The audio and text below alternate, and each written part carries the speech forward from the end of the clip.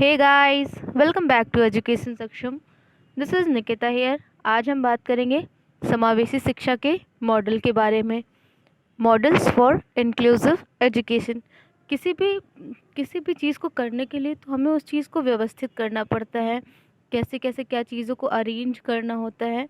तो उसी प्रकार से समावेशी शिक्षा जब प्रदान करना स्टार्ट हुआ लोगों को समावेशी शिक्षा के लिए, तो उसमें कुछ दिक्कतें आई। तो उसको ओवरकम करने के लिए कुछ मॉडल्स प्रस्तुत किए गए, सारे अलग अलग प्रकार के बच्चों को ध्यान में रखते हुए।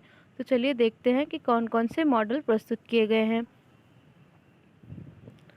पहला है सांख्यिकी मॉडल, दूसरा है मौखिक संचार मॉडल, तीसरा है चिकित्सकीय अथवा जीव विद्या मॉडल, उसके बाद है सांस्कृतिक मॉडल, फिर उसके बाद है मनोसामाजिक मॉडल। तो चलिए एक एक के बारे में हम डिटेल में पढ़ लेते हैं। सबसे पहले हम देखते हैं सांख्यिकी मॉडल के बारे में। सांख्यिकी मॉडल में क्या कहा गया कि व्यक्ति के आचरण के बारे में बताया गया।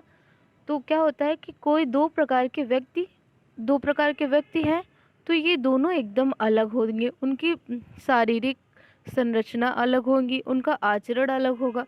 तो इस मॉडल में ये बताया गया कि किन्हीं दो व्यक्तियों के बीच में बहुत सारी विभिन्नताएं होती हैं, कभी भी दो व्यक्ति एक समान नहीं हो सकते हैं। तो चलिए देख लेते हैं। व्यक्तिगत विभिन्नताओं के कारण सांख्यिकी मॉडल की उत्पत्ति हुई। सांख्यिकी मॉडल की उत्पत्ति व्यक्तिगत विभिन्नताओं के कारण हुई है, क्योंकि सभी व्यक्तियों में कुछ ना कुछ विभिन्नताएं होती है। जैसे कि एक ये व्यक्ति है और एक ये व्यक्ति है, तो दोनों के अंदर कुछ ना कुछ भिन्नताएं होंगी, जिसकी वजह से सांख्यिकी मॉडल की उत्पत्ति हुई। व्यक्तिगत विभिन्नता का अर्थ है व्यक्ति के आचरण तथा शारीरिक भिन्नता। इस मॉडल का यह कहना है कि कभी भी दो व्यक्ति अथवा बालक एक समान नहीं हो सकते, सभी के अंदर कुछ न कुछ भिन्नता पाई जाती है। तो इस मॉडल का ये कहना है कि कभी भी दो व्यक्ति या दो बालक एक समान नहीं हो सकते हैं, उनके अंदर कुछ न कुछ भिन्नता पाई जाती है। अधिकतर बालक सामान्य होते हैं, उनको दोनों तरफ असामान्य या विशिष्ट बालक होते हैं। जैसे ये एक हो गया लाइन, इसके इस साइड कुछ असामान्य बालक होंगे और इसके इस साइड कुछ विशिष्ट बालक होंगे, और जो ये लाइन वाला है ये हो गया सामान्य बालकों का। आगे बढ़ते हैं और मौखिक संचार मॉडल के बारे में बात करते हैं। मौखिक संचार में भिन्न बालक मुख्यतः दो प्रकार के होते हैं। पहला होता है वाच्य क्षति युक्त बालक, दूसरा होता है भाषा विकलांग बालक। तो वाच्य शक्ति युक्त बालक क्या है? इस प्रकार के बालकों में किसी न किसी प्रकार के बोलने का दोष होता है, जैसे कि हकलाना तथा स्वर दोष।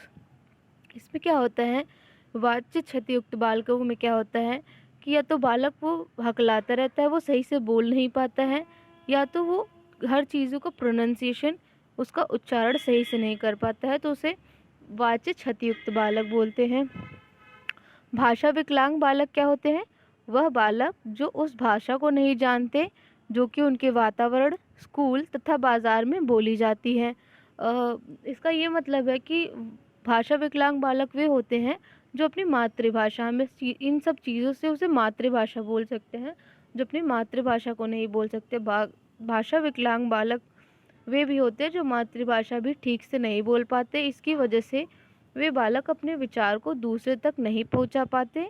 इस कारण निम्नलिखित परिणाम आते हैं। जैसे कि अगर हम कहीं पे रह रहे हैं और हमें वहाँ की लोकल लैंग्वेज नहीं आती है, लोकल भाषा नहीं आती है, तो हम वहाँ पे सरवाइव नहीं कर सकते हैं। हमें खाने पीने में दिक्कत होगी, हमें शॉपिंग करने में दिक्कत होगी, हम अपने विचारों को वहाँ पे रख नहीं सकते हैं कि हम क्या चाहते हैं, हमारे विचार क्या क्या हैं। तो ऐसे बहुत सारी परेशानियाँ आएंगी। उसके बारे में देख लेते हैं कि कौन कौन सी परेशानियाँ आएंगी। संवेगात्मक रूप से अव्यवस्थित हो जाते हैं। इमोशनली, संवेगात्मक का मतलब होता है इमोशनली हम अव्यवस्थित हो जाते हैं। हम सीखने में हमारी जो गति होती है वो धीमी हो जाती है, सीखने में मंद गति हो जाती है।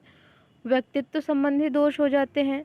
पिछड़ापन हो जाता है, क्योंकि हम जब वहाँ की भाषा को नहीं समझ सकते तो पहले हमें वहाँ की भाषा को सीखने में थोड़ा समय आएगा, इसकी वजह से वहाँ पे पिछड़ापन उत्पन्न होगा।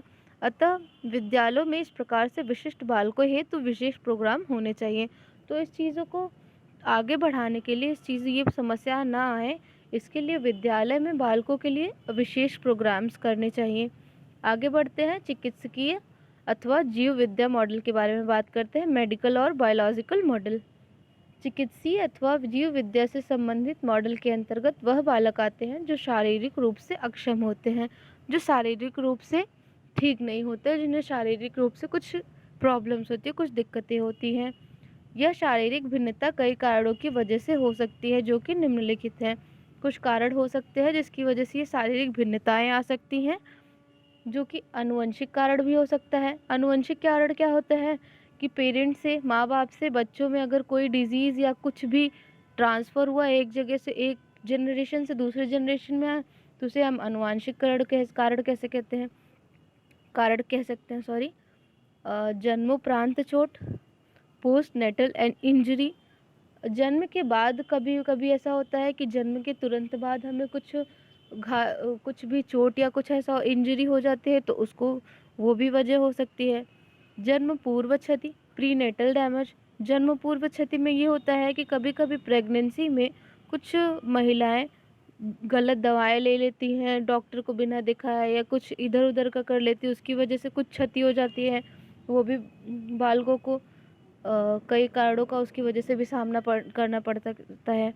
जन्म के समय होने वाली क्षति के कारण भी शारीरिक अक्षमता आ जाती है, और कभी कभी होता है कि जन्म के समय भी कुछ शारीरिक अक्षमता का कारण हो जाता है।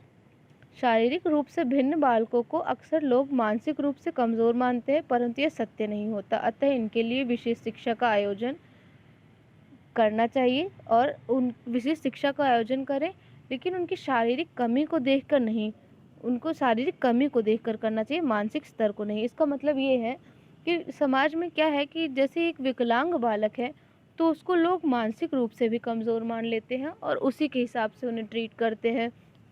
तो हमारे समाज में ये होना चाहिए कि उनके शारीरिक रूप से जो उनके अंदर गलतियां हैं उसको देखकर काम किया जाए, ना कि उनके मानसिक स्तर को कम समझ के उनको शिक्षा प्रदान की जाए।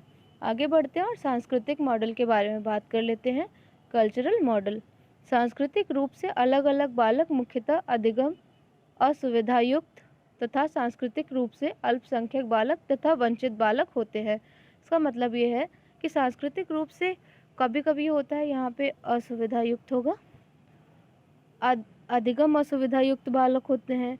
वो लर्निंग के लिए, वो सीखने की प्रक्रिया नहीं कर पाते हैं। सांस्कृतिक रूप से अल्पसंख्यक कुछ होते हैं बालक, और कुछ बालक जो होते हैं वंचित होते हैं। वंचित होने का कारण कुछ भी हो सकता है, उनका समाज हो सकता है, उनकी अर्थव्यवस्था हो सकती है, उनके घर में पैसे की कमी है, तो वो उसकी वजह से भी वो वंचित रह जाते हैं। ये बालक वे होते हैं, यहाँ पे वे होगा, ये बालक वे होते हैं जिनको सामान्य बालकों की भांति सुविधाएं प्राप्त नहीं होती हैं। अतः ऐसे बालकों को सामान्य शिक्षा के साथ साथ अतिरिक्त शैक्षिक प्रावधानों की भी आवश्यकता होती है। बात करते हैं मनोसामाजिक मॉडल के बारे में। Psychosocial model.